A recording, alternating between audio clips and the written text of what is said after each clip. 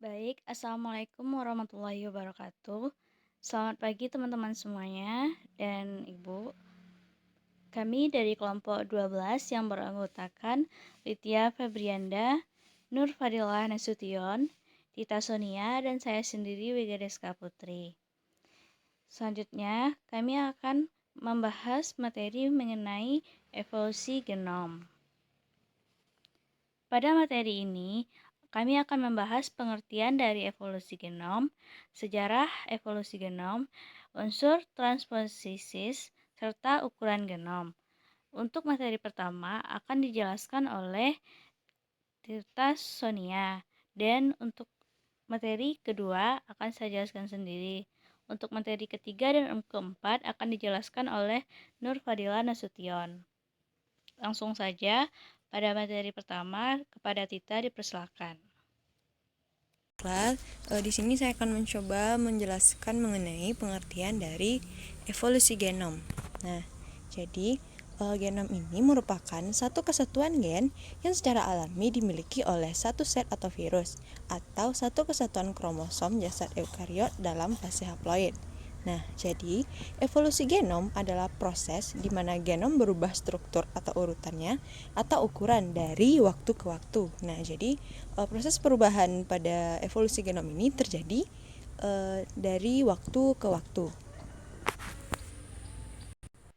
Baiklah, perkenalkan saya Wigadeska Putri. Selanjutnya akan menjelaskan materi tentang sejarah evolusi genom. Nah, sejarah evolusi genom, sejak genom sequencing pertama tersedia pada akhir tahun 1970-an, para ilmuwan telah menggunakan genomik komparatif untuk mempelajari perbedaan dan persamaan antara berbagai genom. Pengurutan genom telah berkembang dari waktu ke waktu.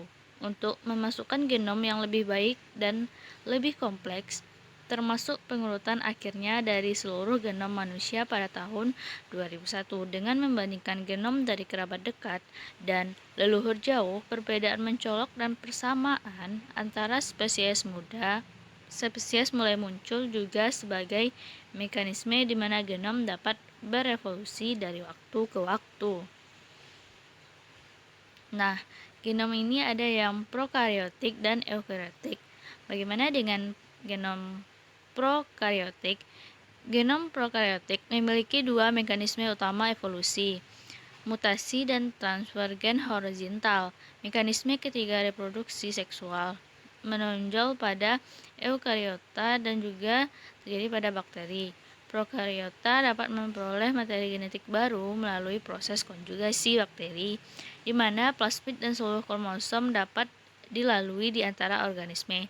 Contohnya yang sering dikutip dari proses ini adalah transfer resistensi antibiotik menggunakan DNA plasmid. Nah, lalu bagaimana dengan genom eukariotik? Genom eukariotik umumnya lebih besar daripada prokariota.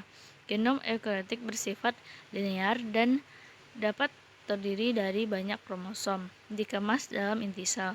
Bagian gen yang tidak mengkode yang dikenal sebagai intron yang sebagian besar tidak ada dalam prokariota dihilangkan dengan penyambungan RNA sebelum terjemahan protein dapat terjadi.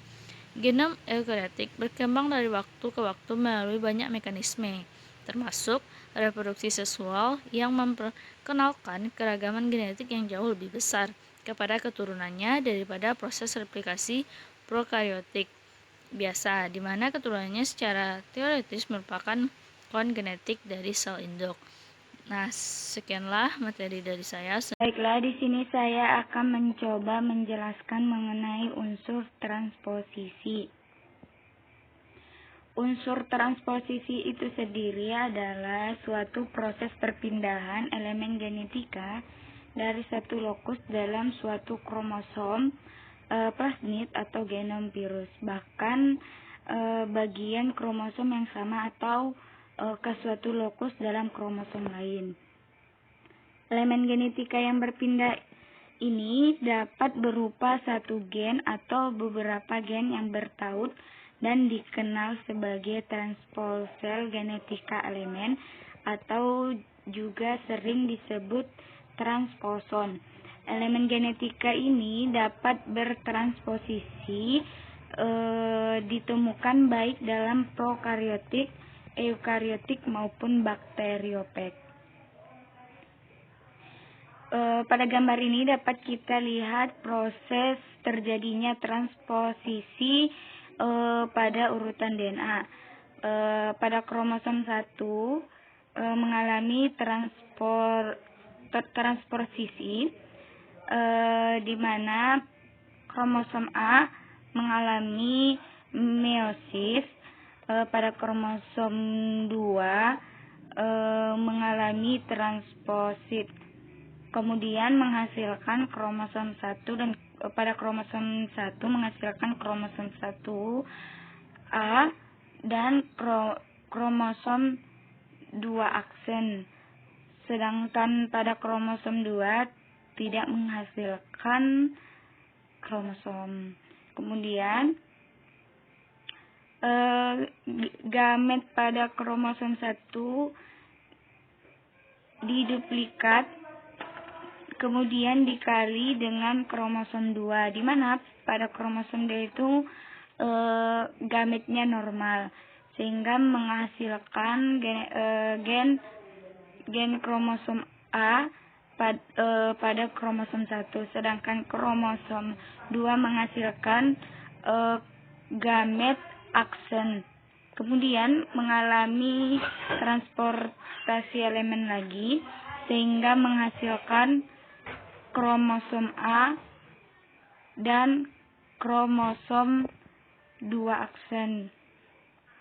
Nah, itu adalah pemaparan transposisi melalui perpindahan pada urutan DNA. Kemudian ukuran genom. Nah, ukuran genom organisme ini terdiri dari yang pertama kita bahas nilai C. C di sini dilambangkan sebagai konstan atau karakteristik. Kemudian ukuran genom di sini dapat berupa haploid. Haploid ini adalah jumlah total DNA dalam genom. Nah, dan ukuran genom pada organisme ini dapat berupa diploid atau poliploid, di mana DNA dalam genom haploid tidak direplikasi. Selanjutnya ada satuan ukuran genom. Ukuran satuan genom ini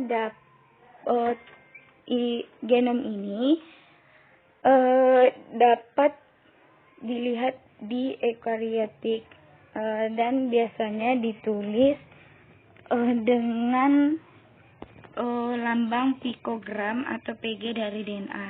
Sedangkan genom terkecil dari prokariotik umumnya dinyatakan dalam satuan Dalton. Selanjutnya ada ukuran genom prokariotik. Ukuran genom bakteri sangat bervariasi.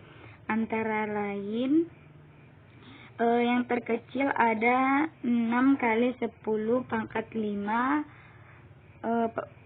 BF pada beberapa parasit obligat. Yang terakhir ada ukuran genom eukariotik dan paradoks. Nilai C atau karakteristik atau konstan eukariotik umumnya lebih besar dari prokariot. Nah, meskipun terdapat beberapa pengecualian. Contohnya itu ada Saccharomyces cerevisiae. Selanjutnya ada penyebab terjadinya variasi nilai C. Di sini ada 3 terjadinya penyebab. Yang pertama DNA genik. DNA genik ini adalah jumlah gen tidak sebanding dengan ukuran genom. Sehingga mRNA hanya sedikit lebih panjang pada organisme multiseluler daripada protista. Kedua ada DNA non-genik. DNA non-genik ini adalah sebagian besar dari genom eukariotik terdiri dari DNA yang tidak mengandung informasi genetika.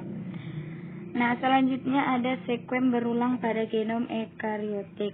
Sekuen berulang ini dapat kita sebut juga sebagai DNA repetitif, di mana dapat kita temukan secara berkelompok pada lokasi tertentu dan dapat pula kita temukan tersebar di seluruh genom. Nah, itu adalah pemaparan mengenai penyebab variasi nilai C. Selanjutnya ada perubahan ukuran genom. Perubahan ukuran genom ini terdiri atas dua. Yang pertama, miniaturisasi genom. Miniaturisasi genom ini terjadi karena reduksi drastis pada ukuran genom. Yang kedua, ada miniaturisasi genom umumnya diasosiasikan dengan kehilangan fungsi. Di sini juga ada peningkatan ukuran genom. Nah, peningkatan ukuran genom ini dapat terjadi melalui dua mekanisme. Yang pertama ada poliploidisasi dan polisomi. Nah, poli ini artinya perbanyakan. Nah, kalau polisomi ini adalah perbanyakan yang semi. Itu maksud dari si polisomi. Selanjutnya ini adalah gambar duplikasi untuk meningkatkan ukuran genom, di mana gen A mengalami duplikat sehingga menghasilkan gen baru dengan ukuran yang panjang, sedangkan gen B mengalami pemotongan sehingga gen yang dihasilkan pendek. Kemudian mengalami perubahan lagi di mana gen A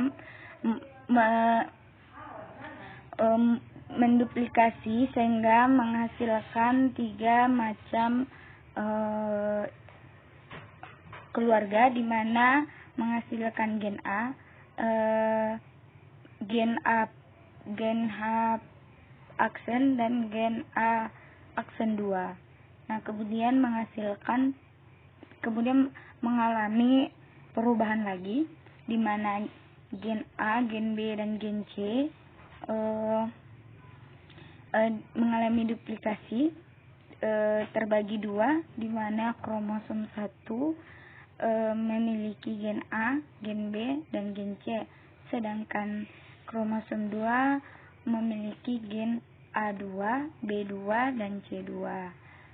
Nah, selanjutnya si gen A, gen B dan gen C ini mengalami perubahan lagi dan terjadinya duplikasi lagi.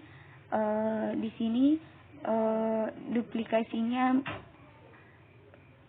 berkali-kali lipat sehingga menghasilkan banyak gen. Nah, itu adalah proses penduplikasian ukuran genom. Nah, sekian pemaparan materi dari saya. Saya kembalikan kepada moderator. Nah, itulah presentasi dari materi kelompok kami. Untuk lebih dan kurangnya kami mengucapkan mohon maaf. Assalamualaikum warahmatullahi wabarakatuh.